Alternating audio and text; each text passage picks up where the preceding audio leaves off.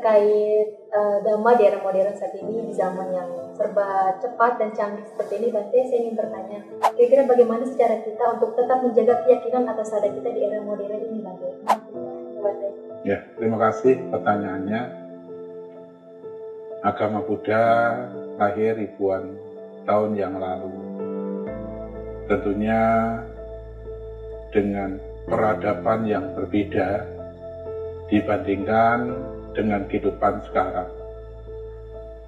Di masa lalu, sebagian orang masih punya kecenderungan untuk mencari kebenaran dengan bertapa, melakukan upacara-upacara keagamaan. Tentu sangat berbeda di dunia modern ini, di mana orang-orang punya kecenderungan dengan kesibukannya masing-masing. Kesibukan bekerja, kesibukan belajar, bahkan ada yang sibuk traveling, jalan kemana-mana, menikmati kehidupan, menikmati kesenangan, atau sering dikenal dengan kehidupan yang hedon. Nah, suasana seperti itu bisa saja mengikis keyakinan kita, sehingga akan muncul namanya krisis keyakinan.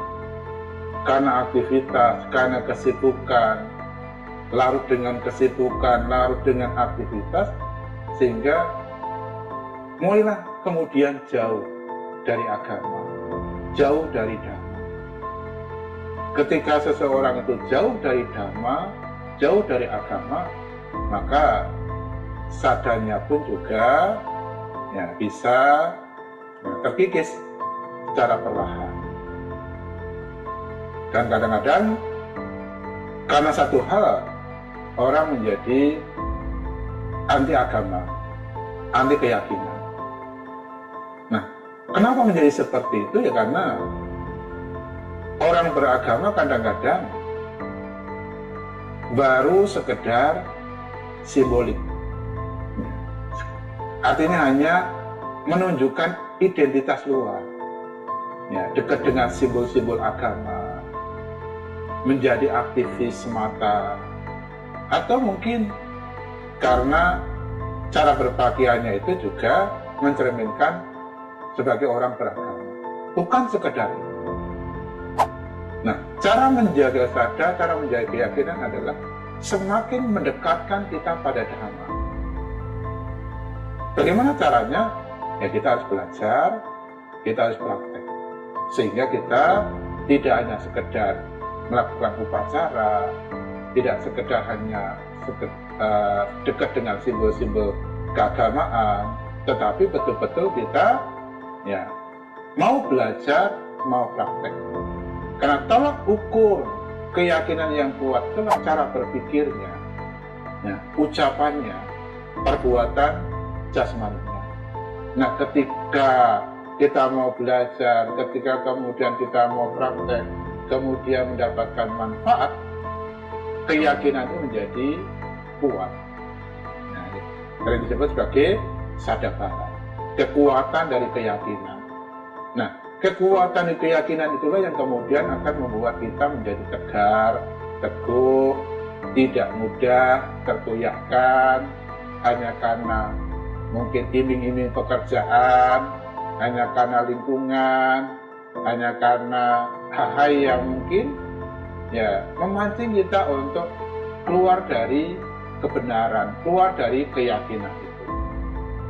Saya melihat orang-orang yang hanya beragama sekedar dekat dengan simbolik, hanya sekedar melakukan upacara-upacara, itu akan mudah goyah keyakinannya, akan mudah pudar keyakinannya, sehingga bisa saja dia pindah keyakinan, anti keyakinan, atau mungkin menolak keyakinan itu sendiri. Jadi menjaga sadar, menjaga keyakinan itu lebih pada kita mau belajar dan kita mau praktek supaya apa? Ada dampak perubahan dalam kehidupan kita. Ketika kita bisa merasakan manfaat dari apa yang sudah kita pelajari, apa yang sudah kita praktekkan, maka itu akan membuat keyakinan menjadi kuat atau sadar pada. Begitu ya.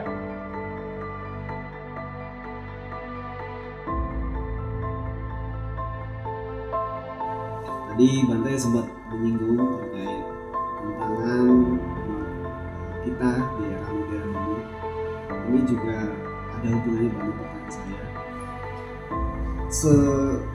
Sekarang ini banyak, termasuk ya saya sendiri juga merasa itu, ketika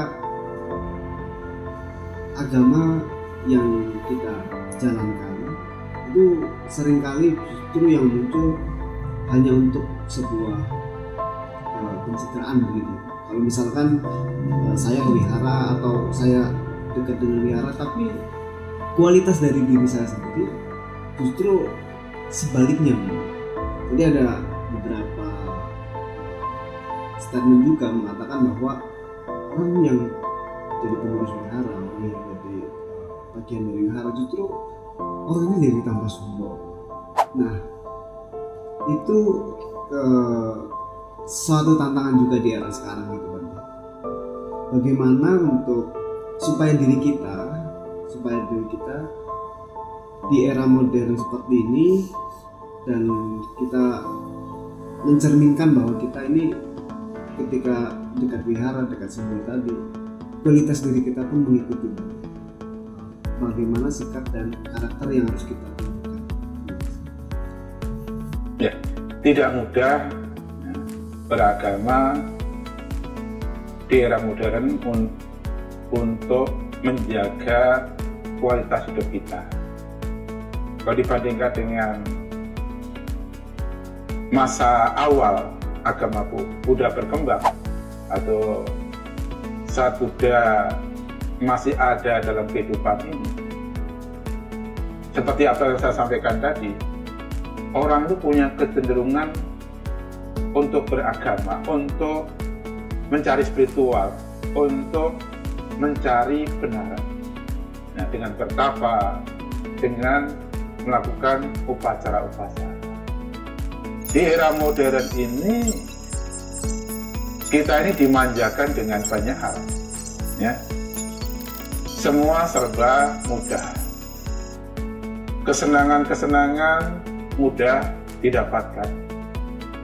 Intinya apa? Intinya itu yang akan menggerus, ya, menggerus keyakinan kita, menggerus cara pandang kita terhadap kehidupan. Ambil contoh, kadang orang mengukur kebahagiaan. Saya pernah bertanya beberapa waktu yang lalu, ukuran Anda tentang kebahagiaan itu apa? Kalau saya naik pangkat, kalau saya bisa punya materi yang melimpah dan sebagainya. Jadi cara mengukur kebahagiaan sudah berbeda, ya, dengan orang-orang di masa lalu di mana orang punya kecenderungan untuk spiritual. Nah, tadi saya katakan, ketika kita dekat dengan kemudahan, itu akan memudahkan kita untuk jauh dari agama itu sendiri. Kita mulai menjauh. Atau mungkin kita beragama dengan tujuan yang lain, untuk popularitas supaya kita terkenal, untuk pengakuan, ya, supaya kita diakui menjadi orang baik, orang yang religius. Nah, itu ada yang seperti itu. Jadi tujuannya sudah berbeda, ya. Padahal sesungguhnya kualitas orang beragama itu bukan sekedar supaya kita diakui sebagai orang yang beragama, tetapi bagaimana, tadi yang saya katakan, cara berpikir kita seperti apa, ucapan kita seperti apa, ya, perbuatan jasmani kita seperti apa. Nah, kalau kita kembali kepada Dhamma, tolak ukurnya apa? Tolak ukurnya adalah turunnya keserakahan, turunnya kebencian, ya, turunnya kebodohan tadi. Kalau itu sudah turun, intinya ada perubahan dalam kehidupan kita, yang mengarah kepada dhamma, itulah tolak ukur kebenaran. Nah, memang tantangannya tidak mudah. Ya. Berapa waktu lalu saya juga bincang-bincang berkaitan hal ini. Berarti karena anak-anak sudah SMP, SMA, gitu, udah kuliah itu kok sulit sekali diajak wihara. Ini adalah tantangan. Ya. Tantangan sebagai tokoh agama, ya. Tantangan kita sebagai aktivis ya, keagamaan.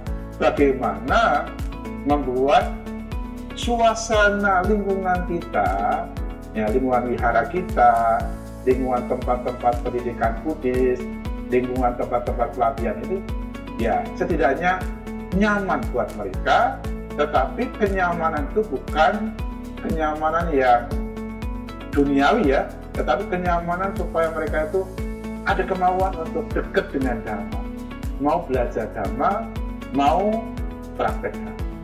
Jadi pengelolaan organisasi agama itu sendiri juga harus berubah, ya. Jangan terlalu konservatif, jangan terlalu kuno.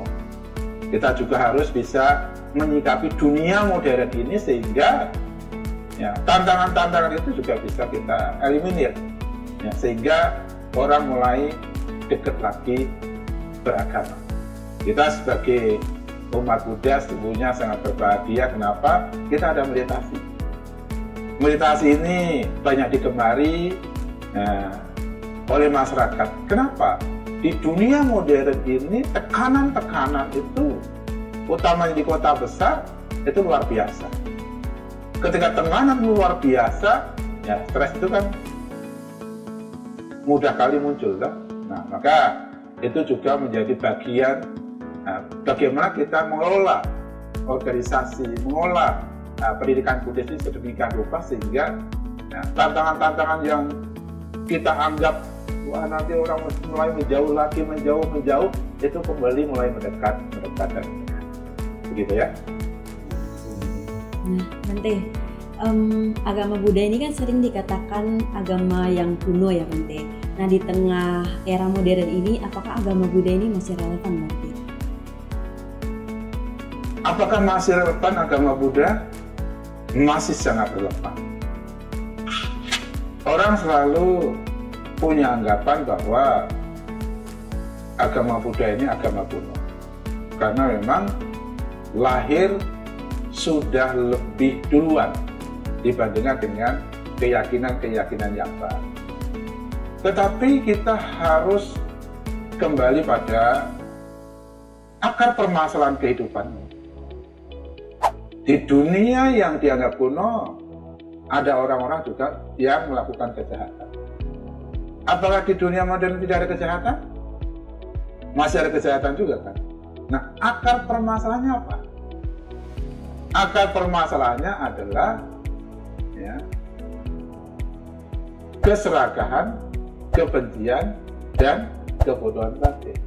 Mau orang hidup di zaman kuno, di zaman modern, atau mungkin hidup di masa yang akan datang, sesungguhnya akar permasalahannya itu sama, ya kan?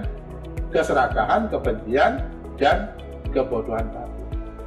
Nah, tujuan beragama itu apa? Tujuan beragama itu kan kebahagiaan. Nah, kebahagiaan yang sesungguhnya itu ketika kita bisa mengikis keserakahan, kebencian, dan kebodohan batin. Dan justru ini yang sangat didengungkan oleh Sang Buddha. Apa yang Buddha babarkan itu ya menuju pada itu permasalahan. Maka Sang Buddha juga ya, dalam sabdanya ya, tidak melakukan kejahatan, perbanyak kebajikan, bersihkan pikiran. Sama sesungguhnya, mau orang kuno, mau orang modern, ya, itu yang harus dilakukan supaya kedamaian, kebahagiaan itu didapat. Jadi itu kan hanya anggapan, ya, hanya anggapan. Pada sungguhnya, kualitas beragama itu bukan ditentukan kuno dan modernnya, tetapi ditentukan adalah cara berpikir kembali, ya, cara berpikirnya, ucapannya, ya, perbuatan jasmaninya. Itulah tolak ukurnya. Kalau itu baik, ya tentu akan membuat kehidupanmu menjadi bahagia, akan membuat kehidupan itu menjadi damai. Jadi ya, walaupun agama Buddha seringkali dianggap kuno, sesungguhnya agama Buddha itu masih relevan baik di masa lalu, masa sekarang, maupun masa yang akan datang. Jadi tidak usah minder, tidak usah pesimis kalau kita seringkali dianggap masih beragama Buddha ya, itu kuno. Kita harus justru menunjukkan bahwa walaupun saya kuno tetapi cara berpikirnya modern, ya, cara berpikirnya kekinian. Jadi intinya adalah Dhamma di era modern ini masih relevan. Tantangan apapun ya masih bisa dihadapi dengan cara berpikir Buddhis, dengan cara berpikir Dhamma. Justru di era modern ini ada satu penyakit ya, yaitu penyakit batin, ya, tekanan-tekanan mental yang membutuhkan apa yang Buddha ajarkan, yaitu meditasi, atau dalam bahasa Dhamma sering dikatakan sebagai pawana, pengembangan batin. Manusia butuh batin yang sehat untuk di era modern ini karena tekanan-tekanan mental yang luar biasa. Nah, bagaimana mengobatinya? Ya dengan meditasi. Siapa yang mengajarkan meditasi? Ya, Sang Buddha. Ya, Sang Buddha mengajarkan meditasi untuk mengobati penyakit batin yang sungguhnya di era modern ini juga masih menjamur dan jumlahnya semakin meningkat. Artinya apa? Boleh dikatakan kuno, tetapi cara-caranya tidak kuno.